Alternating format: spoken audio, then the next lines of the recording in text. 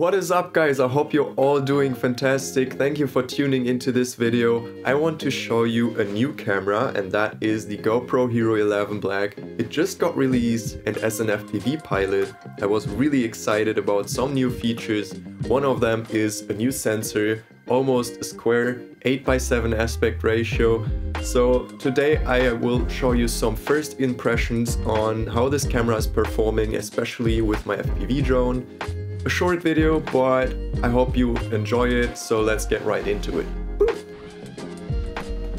In this video I want to show you two different comparison views. Now you are watching the clean output from the GoPro Hero 11. Then I have the real steady stabilized version, which you will see next. And also a version where I am lifting the gamma values in DaVinci Resolve.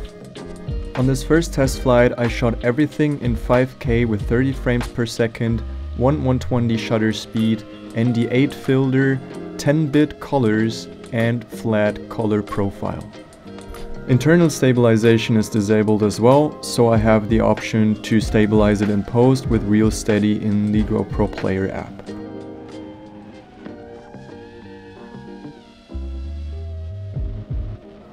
Here you can see the lifted gamma version, and what I noticed is that there is so much more information in the shadows, which really helps if you go into post and want to color grade everything. What I can definitely say is that the quality is not too different from the GoPro Hero 10, but we get a larger field of view when we see the 8:7 aspect ratio, which really helps if you want to reframe it in post. Seems to be durable though. But when I hate one thing, it is connection issues, and that's what I had now. Like, my feet was so unstable I had to emergency land my drone. So let's get into the air again.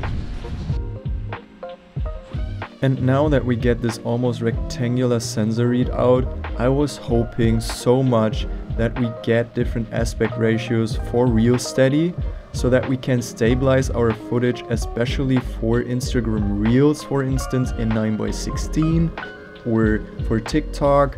But still, we only get 16:9 as an option to stabilize the footage, which in my opinion is a bummer, because they're advertising to use this new sensor, especially to reframe it for different outputs. So GoPro, if you listen to this, please implement that into Real Steady, because that would be a game changer.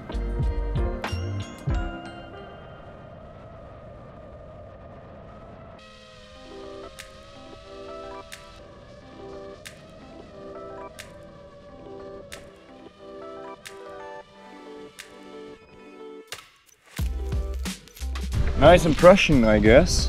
Nothing special, but yeah.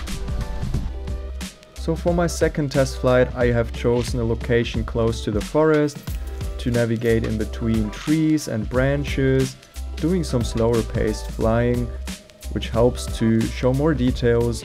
I decided to set the same settings as before, 8:7 aspect ratio, 5K 30 frames per second. The only difference is that I put the ISO, white balance and shutter into auto mode. It's doing a pretty decent job overall, but at some point the shutter was just twitching and not really working well. It was just reacting too fast, so I wouldn't use that setting for professional needs. And what really surprised me, how much information the footage really has. So when I was loading the footage into DaVinci Resolve and lifted the gamma, I was able to completely restore the shadows, which is extending the range for many professional users out there. So that's it for today's video. Please hit the like and subscribe button and activate the bell to not miss out my in-depth review on the GoPro Hero 11, which will be released soon. So yeah, see you in the next one.